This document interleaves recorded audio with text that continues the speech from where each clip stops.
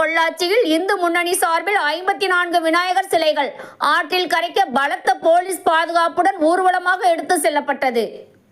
கோவை மாவட்ட தெற்கு இந்து முன்னணி சார்பில் பொள்ளாச்சி மற்றும் சுற்று வட்டார பகுதிகளில் விநாயகர் சதுர்த்தி அன்று பிரதிஷ்டை செய்யப்பட்டு 3 நாட்கள் முடிந்தவுடன் சிறப்பு பூஜைகள் செய்யப்பட்டு அப்பகுதியில் உள்ள பொதுமக்களுக்கு அன்னதானங்கள் இந்து முன்னணியினர் வழங்கினர். இதனைத் தொடர்ந்து கோவை மாவட்ட கண்காணிப்பாளர் கார்த்திகேயன் தலைமையில் 500க்கும் மேற்பட்ட போலீசார் மற்றும் அதிவிரைவு படையினர் பாதுகாப்பு பணியில் ஈடுபட்டனர். பின்னர் பொள்ளாச்சி பல்லடம் சாலை ராஜேஸ்வரி திருமண மண்டபம் முன்பிருந்து தொடங்கப்பட்ட விநாயகர் சதுர்த்தி ஊர்வலத்தில் டிராக்டர் மூலம் விநாயகர் சிலைகள் பல்லடம் சாலை, உடுமலை ரோடு, புதிய பேருந்து நிலையம், பாலக்காடு ரோடு வழியாக அம்பாரம்பாளையம் ஆற்றில் கரைக்க ஊர்வலமாக எடுத்து செல்லப்பட்டது.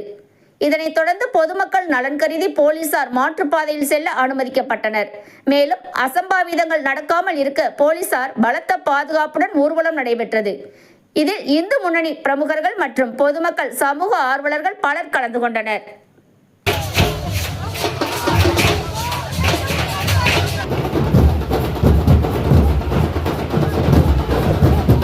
இதுபோல் அனைத்து செய்திகளையும் காண மனித உறுதி ETV சேனலை தவறாமல் பார்க்கவும்.